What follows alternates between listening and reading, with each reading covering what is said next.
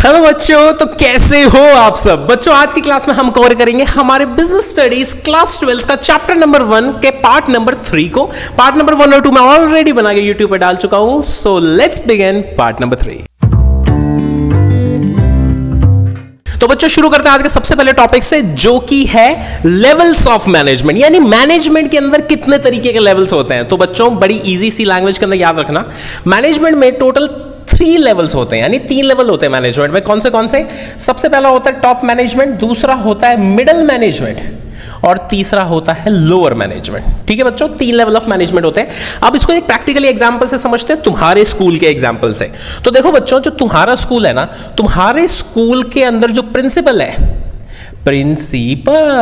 जो प्रिंसिपल है वो आता है टॉप मैनेजमेंट के अंदर, और प्रिंसिपल से जस्ट नीचे कोऑर्डिनेटर्स होंगे तुम्हारे स्कूल में, है ना। कोऑर्डिनेटर्स क्या होते हैं, मतलब जैसे कि जूनियर विंग की कोऑर्डिनेटर मैम, सीनियर विंग की कोऑर्डिनेटर मैम, ऐसे कोऑर्डिनेटर्स होंगे। वो कोऑर्डिनेटर्स आते हैं मिडिल लेवल के अंदर, और लोअर लेवल के अंदर आते हैं टीचर्स, यानी हम। ठीक है जी, तो ये 3 लेवल ऑफ मैनेजमेंट है। अब टीचर्स के नीचे, ये टीचर्स क्या करते हैं, नीचे सीधा स्टूडेंट के साथ इनका कॉन्टैक्ट होता है। तो यानी टीचर्स के नीचे कौन होता है, स्टूडेंट्स। ठीक है जी, तो बच्चों इसी तरीके से देखो, टॉप मैनेजमेंट होता है, मिडिल मैनेजमेंट होता है और लोअर मैनेजमेंट, और लोअर मैनेजमेंट के नीचे सीधा आते हैं वर्कर। ठीक है जी, तो यहां पे एक एमसीक्यू बनता है कि ऐसा कौन सा लेवल ऑफ मैनेजमेंट है जो सीधा वर्कर से बातचीत करता है। तो बच्चों उसका आंसर है लोअर लेवल ऑफ मैनेजमेंट है, जो सीधा वर्कर के टच में रहता है। अब देखो, तीनों लेवल ऑफ मैनेजमेंट के ना बच्चों अलग अलग रोल्स हैं, अलग अलग जिम्मेदारी हैं। फॉर एग्जांपल अपन प्रिंसिपल की बात करें तो प्रिंसिपल पता है क्या डिसाइड करते हैं, वो कोई क्लास नहीं लेते, पर वो ना ये सोचते हैं कि यार हमें मार्केटिंग कैसे करनी है, और हमारे अगले साल स्टूडेंट्स कैसे आएंगे, अगले साल हमें कौन सा नया स्पोर्ट खिलवाना है। तो देखा जाए तो एक बहुत ही ब्रॉड स्ट्रक्चर के अंदर स्कूल किस डायरेक्शन में जाएगा, वो सारा का सारा सोचने वाला काम कौन करता है, प्रिंसिपल होता है। और इसीलिए अगर आप ढंग से स्कूल के अंदर हो, ऑब्वियसली आप ढंग के स्कूल में ही होगे, उसके अंदर देखना प्रिंसिपल एक सीनियर आदमी होता है जिसके पास ना एक्सपीरियंस होता है बहुत अच्छा खासा। तो इसीलिए कहा जाता है कि जो टॉप मैनेजमेंट है ना, ये बहुत ही लॉन्ग टर्म के विजन देखता है, और ना ये एक सीनियर मैनेजर होता है जिसके पास खूब सारा एक्सपीरियंस होता है काम करने का। ठीक है, अब अपन मिडिल मैनेजमेंट को देखते हैं। तो बच्चों मिडिल मैनेजमेंट में तुम्हारे स्कूल में आता है कोऑर्डिनेटर, और कोऑर्डिनेटर क्या करते हैं, कोऑर्डिनेटर ना प्रिंसिपल की बात को अंडरस्टैंड करते हैं कि भाई प्रिंसिपल ने फॉर एग्जांपल ये बोल दिया कि हमें अपने शहर के अंदर 30,000 बोर्ड्स लगाने हैं। अब भाई साहब 30,000 बोर्ड्स लगाने हैं, उसको प्रैक्टिकली समझना और कैसे ये काम होगा, वो काम होता है कोऑर्डिनेटर का। यानी प्रिंसिपल की ख्याली बातों को प्रैक्टिकली समझना, ये कोऑर्डिनेटर का काम होता है। ठीक है, तो कोऑर्डिनेटर ने क्या किया, प्रिंसिपल की सारी बातें समझ ली। अब ये बातें समझने के बाद ये बातें ना लोअर मैनेजमेंट यानी टीचर्स को बताई जाती हैं कि देखो जी हमारे ये प्लान है, टीचर्स आप प्लीज हमारी हेल्प करना। ठीक है, बात समझ में आई। और दूसरी तरफ कोऑर्डिनेटर या मिडिल मैनेजमेंट क्या करता है बच्चों, टीचर्स को अगर कोई सी प्रॉब्लम आती है ना, वो प्रिंसिपल तक पहुंचाता है। बात समझ में आई। तो एक तरीके से अगर आप देखो ना, कोऑर्डिनेटर या फिर मिडिल मैनेजमेंट क्या कर रहा है, टॉप मैनेजमेंट की बातें लोअर मैनेजमेंट तक पहुंचा रहा है, और लोअर मैनेजमेंट की बातें टॉप मैनेजमेंट तक पहुंचा रहा है। ठीक है, तो इसलिए दोनों के बीच में एक ब्रिज जैसा काम कर रहा है। आओ पहले पढ़ लेते हैं, फिर आगे समझाता हूं। तो बच्चों इसीलिए लेवल्स ऑफ मैनेजमेंट में हमने 3 लेवल ऑफ मैनेजमेंट लिखे हुए हैं, टॉप लेवल, मिडिल लेवल और सुपरवाइजरी लेवल कह लो, ऑपरेशनल का लेवल कह लो, या फिर लोअर लेवल कह लो। टॉप मैनेजमेंट को अगर हम देखें तो इसमें बोला हुआ है these are the senior most executives, यानी बाल चिट्टे हो गए इनके, who set the goals and take major decisions, यानी बड़े बड़े डिसीजन, इंपॉर्टेंट डिसीजन ये लेते हैं। फॉर एग्जांपल आप स्कूल के अंदर प्रिंसिपल, और कंपनी के अंदर बात करें तो CEO, chairman, GM, general manager और बोर्ड ऑफ डायरेक्टर, ये सारे टॉप मैनेजमेंट के अंदर आते हैं। अब बच्चों हम करते हैं टॉप मैनेजमेंट के फंक्शंस या फिर रोल्स, यानी ये काम क्या करते हैं। तो बच्चों ये गोल सेट करने का काम करते हैं, लॉन्ग टर्म पॉलिसीज बनाते हैं, और ये ना लिंक करते हैं ऑर्गेनाइजेशनल को आउटसाइड वर्ल्ड से। फॉर एग्जांपल अब देखो, अगर मान लो तुम्हारे स्कूल के को ना, मान लो सीबीएसई ने तुम्हारे स्कूल से बात करनी चाहते हैं, तो यानी एक तरफ सीबीएसई है, टेंटन आया, ये आप कर देते हैं सीबीएसई। ठीक है, सीबीएसई बच्चों तुम्हारे स्कूल से बातचीत करना चाहता है, तो सीबीएसई कभी भी डायरेक्टली टीचर को कोई ईमेल या लेटर नहीं भेजता। सीबीएसई किसको कांटेक्ट करेगा पता है, तुम्हारे स्कूल के प्रिंसिपल को। तो कहने का मतलब क्या है, प्रिंसिपल या फिर टॉप मैनेजमेंट ना आउटसाइड वर्ल्ड से कांटेक्ट एस्टैब्लिश करता है। बात समझ में आ गई। इसी तरीके से अगर मान लो गवर्नमेंट को बात करनी है रिलायंस कंपनी से, तो वो किससे बात करेंगे? किसी एम्प्लॉय से बात नहीं करेंगे, वो बात करेंगे मुकेश अंबानी या फिर जनरल मैनेजर या सीईओ से, इन सबसे। बात समझ में आई? तो इसीलिए हमने लिखा हुआ है these establish the link between organization and the outside world, बाहर की दुनिया के से लिंक्स एस्टैब्लिश होते हैं।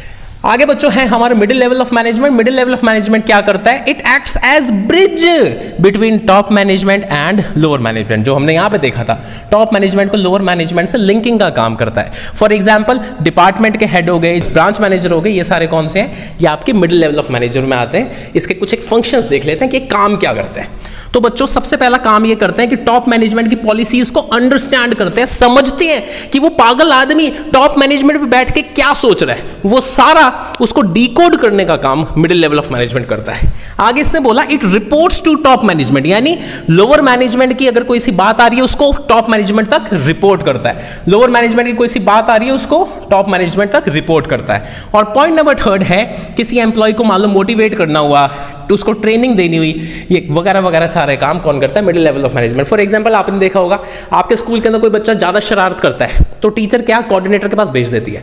तो कोऑर्डिनेटर क्या करती है? पहले तो 2 थप्पड़ लगाती है, फिर प्यार से उसको समझाती है कि बेटा पढ़ाई इतनी इंपॉर्टेंट है, पढ़ाई कर लो, मोटिवेशन का काम करता है। तो उसी तरीके से मिडिल लेवल ऑफ मैनेजमेंट अगर कभी भी किसी एम्प्लॉय को दिक्कत आ रही है या उसको ट्रेनिंग की जरूरत है, मोटिवेशन की जरूरत है, तो मोटिवेशन प्रोवाइड करता है। अब बच्चों आते हैं हम सुपरवाइजरी लेवल या फिर ऑपरेशनल लेवल पे।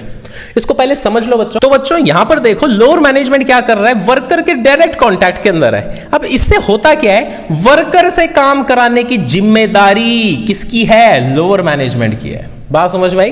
तो यानी अगर वर्कर काम नहीं कर रहे तो हम किसको पकड़ेंगे? हम लोअर मैनेजर को पकड़ेंगे, ठीक है। और अगर वर्कर अच्छा काम कर रहे हैं तो भी हम किसको पकड़ेंगे? हम लोअर मैनेजर को पकड़ेंगे। इसीलिए बच्चों आपने देखा होगा अगर आपका कोई रिश्तेदार किसी एमएनसी के अंदर है ना, वो हमेशा एक चीज आपने बोलती हुई सुनी होगी कि यार मेरा मैनेजर अच्छा नहीं है या बहुत अच्छा है। और या फिर आपने एक और चीज सुनी हुई देखी होगी कि भाई काम तो मेरी बहन बहुत करती है पर ना उसकी सारा का सारा क्रेडिट उसका सीनियर मैनेजर ले जाता है। तो बच्चों आप बताओ सीनियर मैनेजर क्रेडिट कैसे लेके गया?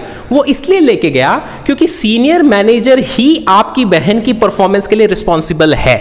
इसीलिए जब टॉप मैनेजमेंट या फिर मिडिल मैनेजमेंट तारीफ करेगा ना, तो वो तारीफ देखो सीक्वेंस में देखो तो लोअर मैनेजमेंट की तारीफ करेगा, वो वर्कर के डायरेक्ट कांटेक्ट में ही नहीं है, ठीक है। तो इसीलिए इसका एक तरीका होता है, अगर आप जेन्युइनली अपने ऑफिस की पॉलिटिक्स से बचना चाहते हो ना, तो वर्कर अगर किसी तरीके से अपने काम को मिडिल या टॉप मैनेजमेंट तक दिखा देना तो वो अपने ऑफिस की पॉलिटिक्स से बच जाएगा, ठीक है जी। चलो ज्यादा ज्ञान दे दिया, अब आगे बढ़ते हैं। तो ऑपरेशनल लेवल में लिखा हुआ है दे डायरेक्टली ओवरसी द वर्कर, सीधा वर्कर पे निगाहें रखता है। जैसे हमारी मम्मी हमारे ऊपर निगाहें रखती है वैसे ही वर्कर के ऊपर ऑपरेशनल लेवल निगाहें रखता है।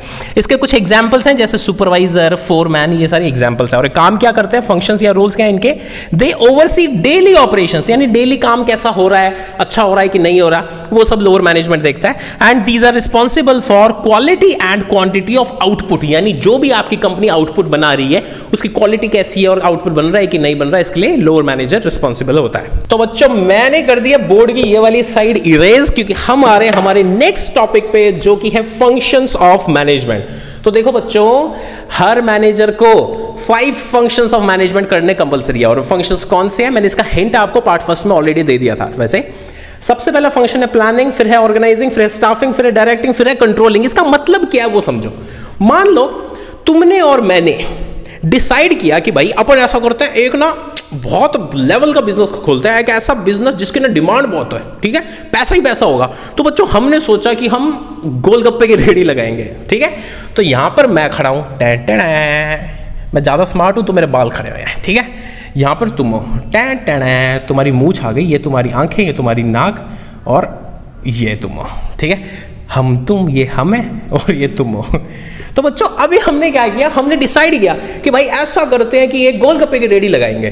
तो हमने क्या किया, हमने ना दिमाग में सोचा कि ये हमारी गोलगप्पे की रेडी होगी, यहां पर मैं खड़ा हूंगा, यहां पे तुम खड़े होगे और मैं स्मार्ट हूं तो मेरे बाल खड़े हैं। तो बच्चों अभी तक आप मेरे को एक चीज बताओ, क्या हमने प्रैक्टिकली कुछ किया? क्या नहीं किया, हमने सिर्फ अपने दिमाग में अभी तक चीजों को सोचा है। इसको बोला जाता है बच्चों प्लानिंग। ठीक है।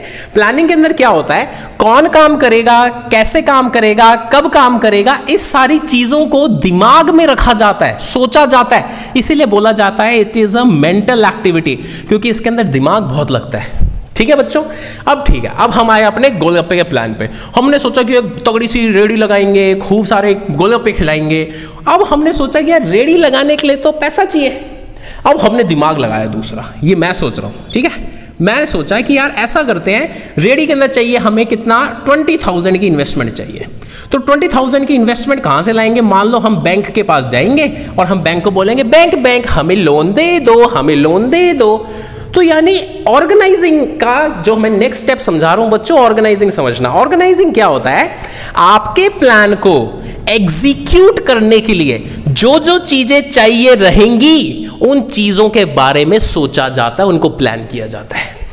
ठीक है, आप ही बताओ, बिना पैसे के रेडी लग जाएगी क्या? नहीं लगेगी। तो इसीलिए प्लानिंग को इंप्लीमेंट करने के लिए आपको कुछ रिसोर्सेज चाहिए होते हैं, और उन रिसोर्सेज को अरेंज करना, इकट्ठा करना, इसको बोला जाता है ऑर्गेनाइजिंग। ठीक है, अब हम दोनों के बीच में बातचीत हो रही है। ठीक है, सबसे पहले तुमने बोला कि सर आप बहुत क्यूट हो, मैंने बोला तुम भी बहुत क्यूट हो। अब मैंने बोला चलो काम की बात करो, तो तुमने बोला कि सर देखो ये एक इतना बड़ा प्रोजेक्ट है, इतना भयंकर प्रोजेक्ट है कि ये हमसे अकेले से नहीं बनेगी बात। तो मैंने बोला अच्छा। कहता कि सर हमें ना 2-3 एक्स्ट्रा लोग चाहिए रहेंगे। एक क्या करेगा, एक पुचके के अंदर छेद करेगा, दूसरा आलू भरेगा और तीसरा पानी में डुबकी लगवाएगा उसको। मैंने बोला ठीक है, 3 बंदे चाहिए। मैंने कहा ओके। तो बच्चों देखा जाए तो स्टेप नंबर फर्स्ट क्या था, प्लानिंग, दूसरा क्या था ऑर्गेनाइजिंग, और स्टेप नंबर 3 है स्टाफिंग। स्टाफिंग में क्या होता है, लोगों को अपनी कंपनी के साथ जोड़ना, इकट्ठा करना, ताकि हमारी कंपनी ने जो प्लान किया है वो प्लान हम ढंग से एग्जीक्यूट कर पाए। यानी अब हम लोगों को अपनी कंपनी के साथ जोड़ने की कोशिश कर रहे हैं, इसको बोला जाता है स्टाफिंग। तो स्टाफिंग में यही लिखा हुआ है कि लोगों को इकट्ठा करना, उनको सिलेक्ट करना और उनको ट्रेनिंग देना, ताकि वो हमारी कंपनी में ढंग से काम कर सके। ठीक है बच्चों, अब क्या हुआ, अब ये जरा प्रैक्टिकली सोच के बताओ, अगर हमने इन तीनों को कोई सा काम प्रॉपर्ली बताया ही नहीं और इनको अपनी जॉब पे रख दिया, हमने मतलब ऐसा समझो हमने उनको जॉब पे तो रख लिया पर उनको काम नहीं बताया, तो मेरे को सही से बताना क्या काम ढंग से होगा या नहीं होगा? नहीं होगा। ठीक है, तो बच्चों इसीलिए ना मैनेजमेंट का 4th स्टेप ये बोल रहा है कि ये जो लोग आपने हायर किए हैं ना, इनको डायरेक्शन दिखाओ, इनसे काम क्या लेना है, उस काम से रिलेटेड इनको डायरेक्शन दिखाओ। तो इसीलिए बच्चों डायरेक्टिंग आता है नेक्स्ट पॉइंट, जिसमें आपको लोगों को मोटिवेट करना पड़ता है और उन पे निगरानी रखनी होती है ताकि वो ढंग से काम करें। ठीक है बच्चों, इसको बोला जाता है डायरेक्टिंग। अब डायरेक्टिंग के बाद क्या होगा कि हम इन तीनों की ना परफॉर्मेंस देखेंगे कि भाई तूने काम कैसा किया, इसने काम कैसा किया, इसने काम कैसा किया। तीनों की परफॉर्मेंस को हम मॉनिटर करेंगे, और अगर इनकी परफॉर्मेंस अच्छी हुई तो हम इनसे खुश हो जाएंगे, और अगर इनकी परफॉर्मेंस अच्छी नहीं हुई तो हो सकता है हम इन पे कोई सी पेनल्टी लगाएं। तो इसको बोला जाता है बच्चों, इस पूरे प्रोसेस को कंट्रोलिंग। कंट्रोलिंग के अंदर क्या होता है, आप अपने एम्प्लॉय की ना परफॉर्मेंस को मॉनिटर करते हो, और अगर उनकी परफॉर्मेंस में कोई सी प्रॉब्लम आ रही है तो उस प्रॉब्लम को सही करने की कोशिश करते हो, इसको बोला जाता है कंट्रोलिंग। तो बच्चों ये है आपके फंक्शंस ऑफ मैनेजमेंट, और अब हम आएंगे हमारे बिल्कुल आखिरी टॉपिक पे, जो कि है कोऑर्डिनेशन। तो बच्चों मैंने कर दिया वापस से ये वाला साइड क्लियर, अब हम करेंगे कोऑर्डिनेशन। कोऑर्डिनेशन को बच्चों बड़े प्यार से हम एसेंस ऑफ मैनेजमेंट भी बोलते हैं। ठीक है, एसेंस ऑफ मैनेजमेंट क्यों बोलते हैं? जैसे कि आपने देखा होगा, अगर आप स्ट्रॉबेरी फ्लेवर को, मैं तुम्हें डायरेक्शन दिखाता हूँ, इस सामने देखना। अगर बच्चों मैंने ये क्या किया, एक दूध का ग्लास लिया, ठीक है, और इस दूध के ग्लास के अंदर मैंने रूह अफ़ज़ा की बोतल से मैंने थोड़ा सा रूह अफ़ज़ा दूध के ग्लास में डाला। तो बच्चों आप मेरे को एक चीज़ बताओ, क्या पूरे के पूरे इस दूध के ग्लास के अंदर रूह अफ़ज़ा का फ्लेवर आ जाएगा, उसका एसेंस आ जाएगा क्या? बिल्कुल। तो कहने का मतलब मैं जितना ज़्यादा फ्लेवर डाल रहा हूँ उतना ही ज़्यादा मेरे ग्लास के अंदर एसेंस आ रहा है, फ्लेवर आ रहा है। तो बच्चों इसीलिए क्या है, कोऑर्डिनेशन भी पूरी की पूरी कंपनी के अंदर फैला होता है। ठीक है, इसीलिए हम इसको बोलते हैं एसेंस ऑफ मैनेजमेंट। यानी पूरी ऑर्गेनाइजेशन अगर ढंग से चल रही है तो उसके अंदर एक छुपी हुई चीज जरूर होगी जिसको हम बोलते हैं कोऑर्डिनेशन। ठीक है, यानी अगर मैं दूध के ग्लास में से चाहे इसको यहां से पीऊं, चाहे मैं यहां से पीऊं, चाहे मैं यहां से पीऊं, हर जगह से मेरे को रूह अफ़ज़ा का एसेंस आएगा, फ्लेवर आएगा। इसीलिए चाहे मैं रिलायंस कंपनी को बॉम्बे में देखूं, चाहे मैं उसके बाद पास में पुणे में देखूं, चाहे मैं मेरे शहर गंगानगर में देखूं, हर कहीं पे मेरे को कोऑर्डिनेशन का फ्लेवर आएगा, मेरे को समझ आ जाएगा कि कुछ तो बात है। ठीक है, तो बच्चों इसीलिए इसको क्या बोला जाता है, एसेंस ऑफ मैनेजमेंट बोला जाता है। अब बच्चों इसकी डेफिनेशन पढ़ाने के लिए ना एक एग्जाम्पल लेते हैं जो कि सच्चाई है, ये एग्जाम्पल नहीं है, ये सच्चाई है। ये कौन है? SS, स्मार्ट सर, मेरी बात कर रहा हूं, ठीक है। और ये कौन है? ये है बच्चों जो मेरे को लाइन देती है, छुप छुप के मेरे को लाइन देती है। सर ये कौन है बच्चों? ये है कैटरीना कैफ, कैटरीना कैफ, ठीक है बच्चों। इसके बाल बना देते हैं सुंदर से, टैन टैन।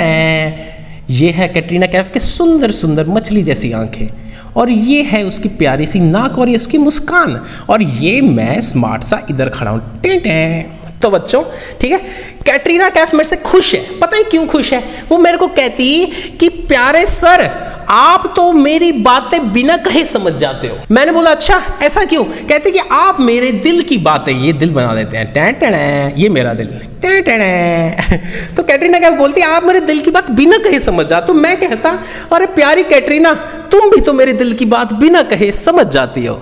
तो बच्चों आप मेरे को बताओ हम दोनों के बीच में क्या है प्यार के सिवा? सर आप दोनों के बीच में है कोऑर्डिनेशन।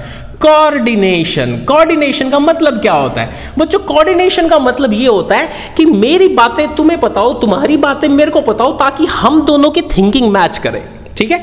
आपने देखा होगा कि कुछ कुछ रिलेशनशिप्स होती हैं या फिर यूं कह लो शादियां होती हैं जिसके अंदर ना लड़ाइयां बहुत होती हैं, और उसका सबसे मेजर कारण क्या है? तुम मेरी बात नहीं समझते, नहीं नहीं तुम मेरी बात नहीं समझती। ये सारी जो बातें होती है उसके अंदर सबसे बड़ी प्रॉब्लम है कोऑर्डिनेशन की। दोनों के बीच में जो मेंटल लेवल पे है ना सिंक्रोनाइजेशन नहीं है, यानी एक दूसरे की बातचीत ही नहीं समझ पा रहे एक दूसरे, तो लड़ाइयां तो होंगी होंगी। तो बच्चों आप मेरे को एक चीज बताओ कि अगर यही लड़ाइयां या यही कमियां किसी ऑर्गेनाइजेशन में होंगी तो ऑर्गेनाइजेशन के अंदर लड़ाइयां होनी शुरू हो जाएंगी। फॉर एग्जांपल अगर मैं ये बोलूं यहां पर प्रोडक्शन मैनेजर है, ठीक है, यहां पर प्रोडक्शन डिपार्टमेंट का मैनेजर है, यहां पर सेल्स डिपार्टमेंट का मैनेजर है। अगर बच्चों प्रोडक्शन डिपार्टमेंट का मैनेजर सेल्स डिपार्टमेंट की बातचीत नहीं समझ पा रहा, सेल्स डिपार्टमेंट का मैनेजर प्रोडक्शन डिपार्टमेंट की बातचीत नहीं समझ पा रहा, तो होएगा क्या? होएगा कंपनी के अंदर धमाका और कंपनी हो जाएगी फेल, ठीक है। तो बच्चों जितनी ज्यादा बड़ी कंपनी होगी ना उसमें उतना ही ज्यादा कोऑर्डिनेशन रखना जरूरी है, ठीक है। अब मेरा ही एग्जांपल ले लो कि कोई मेरे से मेरे दिल के हाल पूछे कि सर क्या कैटरीना कैफ जी की सारी बातें समझना आसान है क्या? मैं कहूंगा नहीं, बहुत मुश्किल है। एक एक चीज को ध्यान में रखना पड़ता है कि भाई इनका बर्थडे कब आता है, इनको खाने में क्या पसंद है। यानी कहने का मतलब बच्चों आपने ध्यान में रखना है कोऑर्डिनेशन कभी भी अपने आप नहीं होता, एफर्ट मारना पड़ता है। वहीं पे अगर मैं बात करूं, अगर आपकी जिंदगी में कोई भी रिलेशन है, चाहे मम्मी पापा चाहे भाई बहन, उस रिलेशन के अंदर अच्छी अच्छी चीजें ऑटोमेटिकली नहीं होती, उनके लिए एफर्ट मारना पड़ता है। तो इसीलिए बोला जाता है कि कोऑर्डिनेशन करना पड़ता है, अपने आप नहीं होता, जोर आता है इसके लिए, ठीक है बच्चों। आज पढ़ते हैं। तो इसके अंदर डेफिनेशन में यही बोला हुआ है कि कोऑर्डिनेशन एक प्रोसेस है जिससे ना सारी की सारी एक्टिविटीज सिंक्रोनाइज हो जाती हैं। अलग अलग के जो लोग हैं वो आपस में एक दूसरे की बातचीत समझते हैं, अलग अलग डिपार्टमेंट एक दूसरे की बातचीत समझते हैं, ताकि जो कंपनी के गोल्स हैं गोल्स को हम अचीव कर पाए। इसीलिए बोला गया है कि कोऑर्डिनेशन सारे लेवल ऑफ मैनेजर्स को करना पड़ता है, यानी टॉप लेवल को भी करना पड़ेगा, मिडिल लेवल को भी करना पड़ेगा, लोअर लेवल ऑफ मैनेजर को भी करना पड़ेगा, सारे मैनेजर्स को कोऑर्डिनेशन करना पड़ेगा, तभी कंपनी अच्छे से चलेगी। अब बच्चों हम इसके कर देते हैं नेचर ऑफ कोऑर्डिनेशन। सबसे पहला नेचर है रिस्पांसिबिलिटी ऑफ ऑल मैनेजर्स, यानी कोऑर्डिनेशन टॉप मिडिल और लोअर तीनों लेवल ऑफ मैनेजर्स को करना पड़ेगा। कोई भी ये नहीं बोल सकता कि मेरा काम नहीं है कोऑर्डिनेशन, सबका काम है, सबको करना पड़ेगा। आगे ये बोल रहा है unity of direction. Unity of direction का मतलब ये है जिस कंपनी के अंदर कोऑर्डिनेशन होगा उस कंपनी के अंदर लोग एक डायरेक्शन में चलेंगे, वरना क्या होगा? बिखरी बिखरी बात होगी। ये वाला एग्जांपल होने लग जाएगा। प्रोडक्शन डिपार्टमेंट अपनी मर्जी से काम कर रहा है, सेल डिपार्टमेंट अपनी मर्जी से काम कर रहा है, तो यूनिटी ऑफ डायरेक्शन नहीं है, सारे एक ही डायरेक्शन में नहीं चल रहे। पॉइंट नंबर थर्ड कह रहा है coordination is a continuous process. Continuous process का मतलब ये है पल पल पर सामने वाले का ख्याल रखना पड़ता है। आप ये नहीं कह सकते संडे को मेरे को पता ही नहीं क्या हुआ, मैं तो जानता ही नहीं, मैं तो छुट्टी पे था। नो, एवरी सिंगल मिनट आपको कोऑर्डिनेशन करना पड़ेगा। यानी एक तरीके से बोला जाए ना, आपको सामने वाले का ख्याल रखने का अपने आप दिल से बात आएगी ना, तो आपको कोऑर्डिनेशन 24 घंटे चलेगा। आगे ये बोल रहा है ग्रुप एफर्ट होते हैं। कोऑर्डिनेशन ग्रुप एफर्ट क्यों है बच्चों? क्योंकि ना एक दो जने में कोऑर्डिनेशन तो अपने आप ही हो जाएगा। फॉर एग्जाम्पल मान लो एक घर है, उसके अंदर सिर्फ 2 लोग रह रहे हैं, तो उसके अंदर ना कोऑर्डिनेशन में जोर नहीं लगाना पड़ेगा। क्यों? क्योंकि दोनों आमने सामने हमेशा रहते हैं, तो एक दूसरे की बात समझ जाएंगे। पर बच्चों एक घर है जिसमें 100 लोग रहते हैं, दिक्कत वहां पे आएगी। फॉर एग्जांपल बिग बॉस के घर के अंदर गलती क्यों होती है, इतनी लड़ाइयां क्यों होती हैं? क्योंकि कोऑर्डिनेशन इसलिए डिफिकल्ट हो रहा है क्योंकि इतने सारे लोग हैं एक ही सिंगल जगह पर। तो दोनों के बीच में मन मुटाव यानी प्रॉब्लम्स तो होंगे ही होंगे। तो बच्चों इसलिए ग्रुप एफर्ट होता है, कोऑर्डिनेशन। एक सिंगल आदमी के लिए जरूरत नहीं पड़ती कोऑर्डिनेशन की। It is a pervasive function. Pervasive function का मतलब यह है पूरी की पूरी ऑर्गेनाइजेशन का कोऑर्डिनेशन करना पड़ता है। यहां पे मैं मैनेजर के पॉइंट ऑफ व्यू से बोल रहा था, यहां पे एम्प्लॉइज वगैरह हर किसी के पॉइंट ऑफ व्यू से बोल रहा हूं, ये पूरी ऑर्गेनाइजेशन में पाया जाता है। आगे बोला it is a deliberate activity. Deliberate activity मतलब अपना जोर लगाना पड़ता है, एफर्ट मारना पड़ता है, ऑटोमेटिकली नहीं होगा। डेलिब्रेट का मतलब यह है कि एफर्ट मारना पड़ता है कोऑर्डिनेशन करने के लिए, तभी कोऑर्डिनेशन होगा, ऑटोमेटिकली नहीं होता। ठीक है बच्चों, तो इसी के साथ हमारा चैप्टर नंबर 1 होता है कंप्लीट। और अगर आपको वीडियो में कोई भी डाउट हो तो नीचे कमेंट करके लिख देना, I will reply you back. और वीडियो कैसी लगी ये बताना मत भूलना। और अगर वीडियो यूजफुल लगी हो तो प्लीज बच्चों share it with your students, with your friends, with your family member, जिसको भी इस चैप्टर की जरूरत हो। वीडियो को लाइक करना मत भूलना और चैनल को कर दो सब्सक्राइब। मिलते हैं नेक्स्ट वीडियो में। Till then bye bye.